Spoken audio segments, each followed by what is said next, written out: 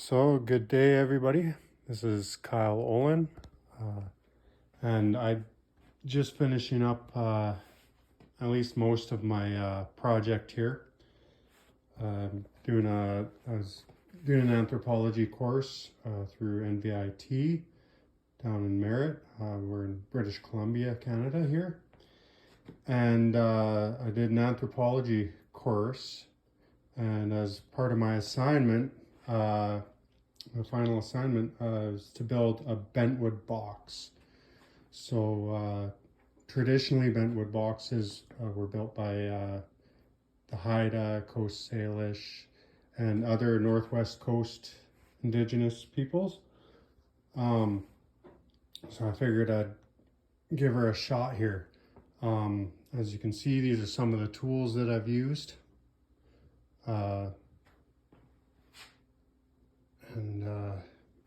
It's quite amazing to think that these Bentwood boxes were built with they had adze, which was kind of like a planer or a chisel type tool. So something like that, but often they were built out of rock or out of I believe seashells, things like that.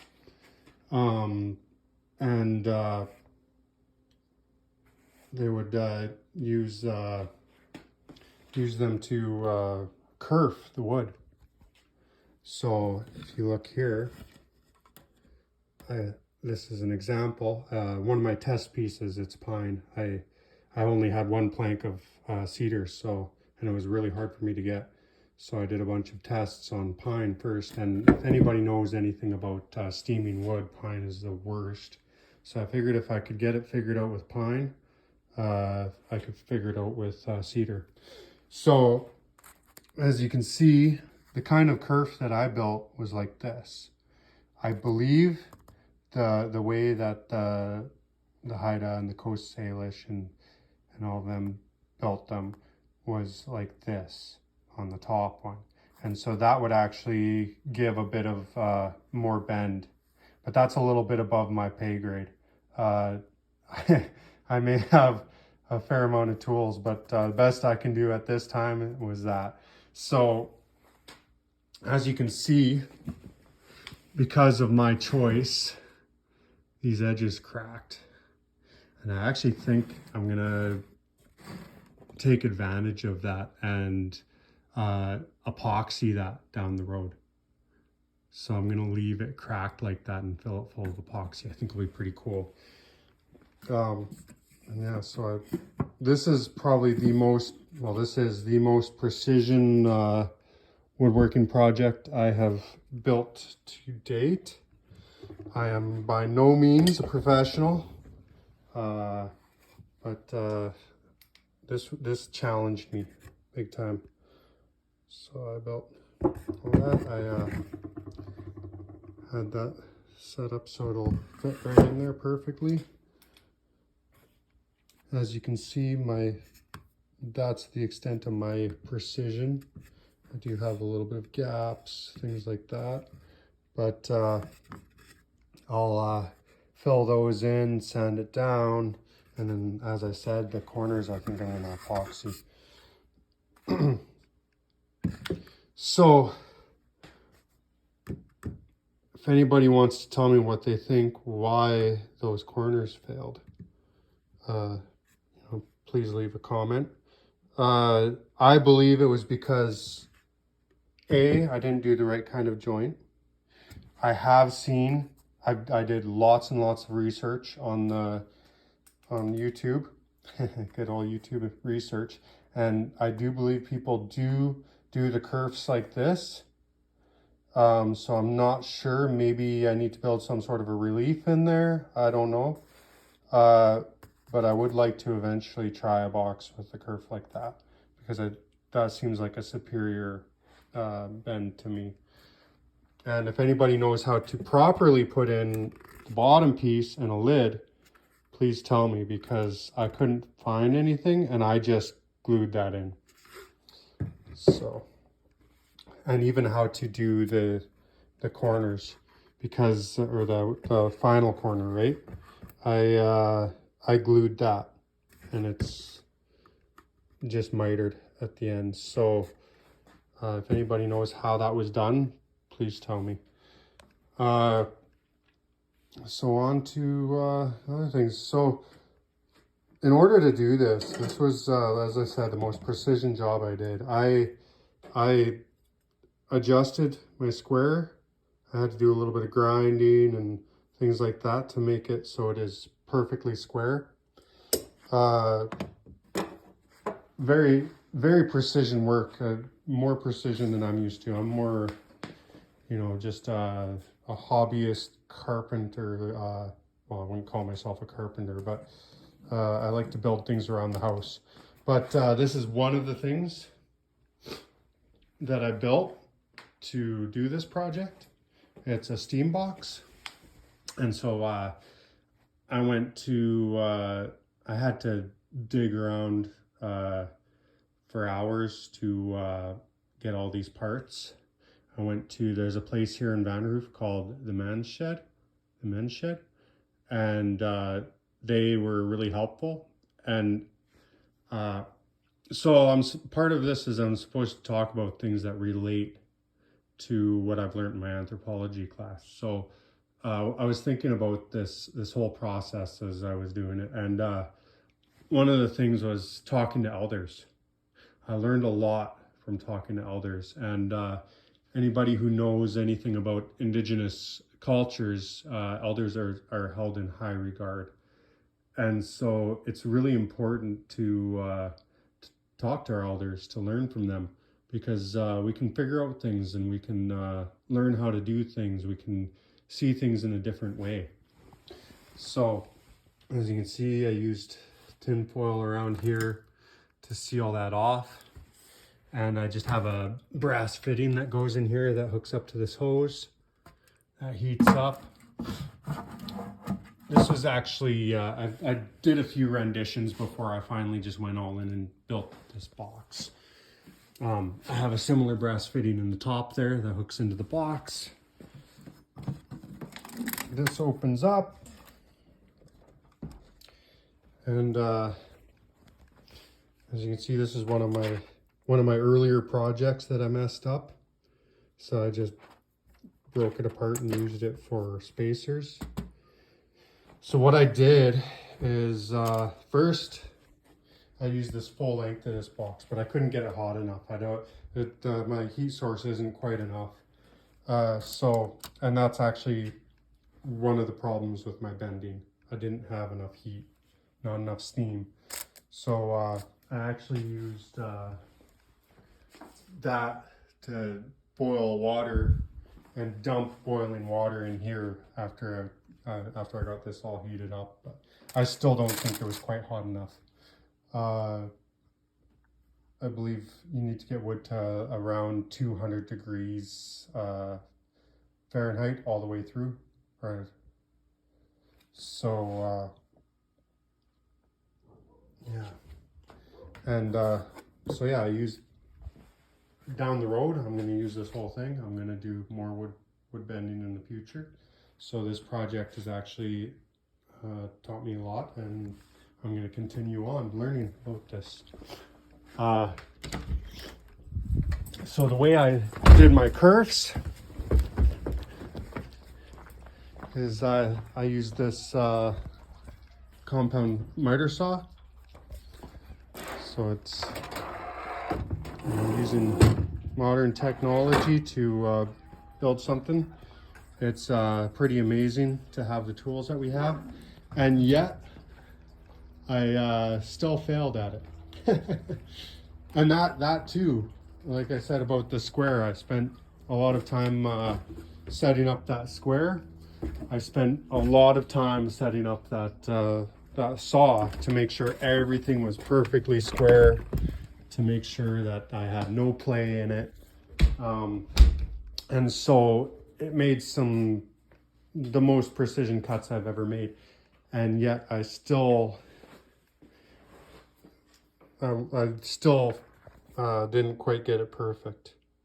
So going back to what I was talking about before, about the ads and doing these things by hand. The amount of hours that I've spent going into this, researching it, setting up tools, experimenting with different things to try to figure things out. A lot of people didn't have that time back in the day. So part of our course, we looked at all the indigenous peoples of British Columbia. So there's the Plateau people, and they actually had some cedar. They had access to cedar, but I don't believe they had the time to build stuff like this.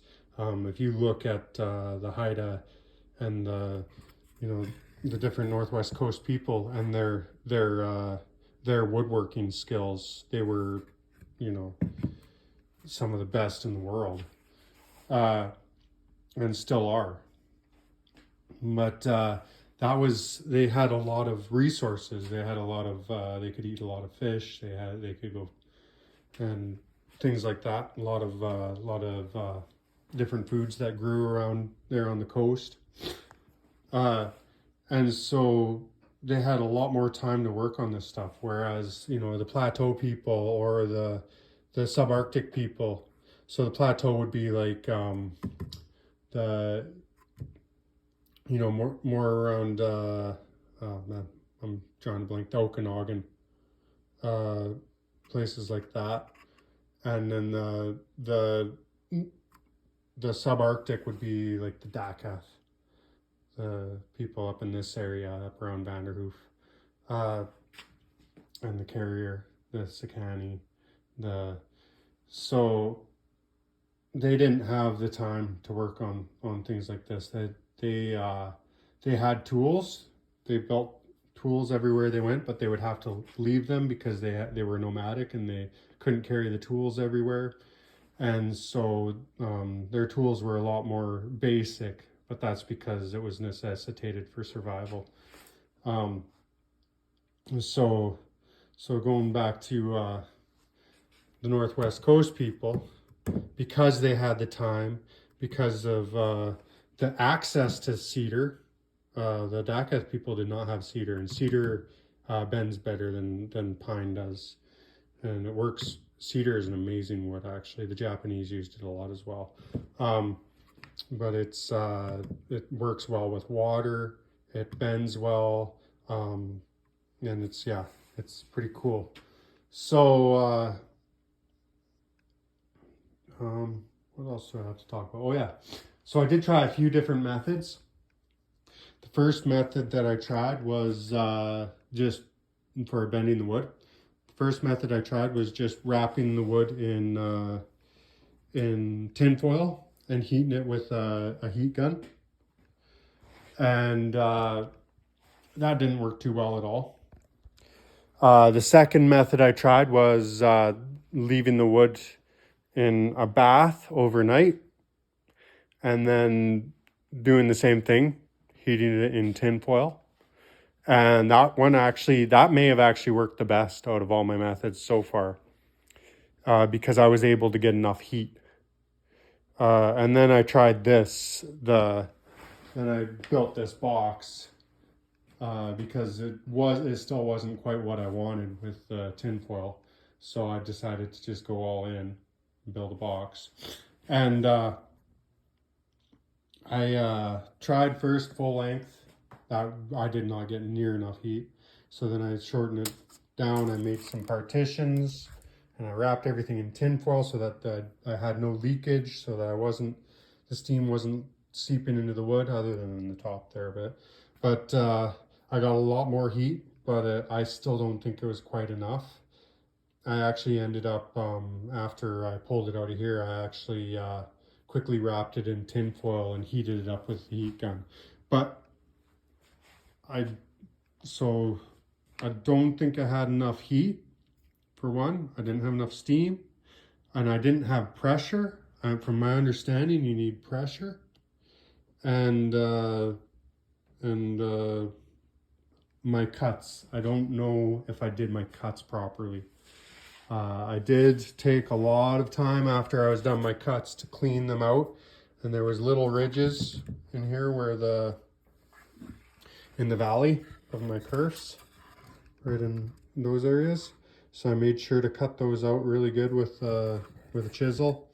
Sanded down, made sure that it was nice and smooth, and I still had this failure. Oh, that was the other thing. This wood, it was not kiln dried, so people say not to use kiln dried wood, but it was old, really old. It was my cousin took it out of an old house that was getting renovated, and so I think that may have been another reason why the joints failed there. And where I would imagine that the Northwest Coast people would have used fairly fresh wood.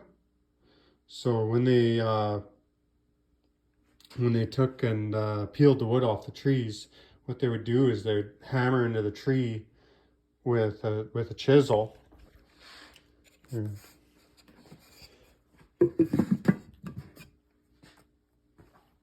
Yeah.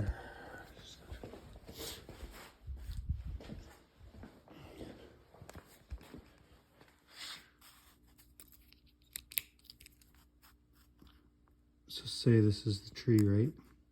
You'd hammer in there with a chisel or with an awl. They'd peel that layer off, and it'd peel off in planks. Sorry about my drawing. I'm trying to do this while I'm recording. So like if the tree, this is side view of your tree, they would actually chisel into it and then peel off that thin strip of wood, and that's how they would make their planks. And so I would imagine what they would do is while that wood was fairly fresh, they would steam it, and so it would still be pliable, a lot more pliable than this old dry stuff. And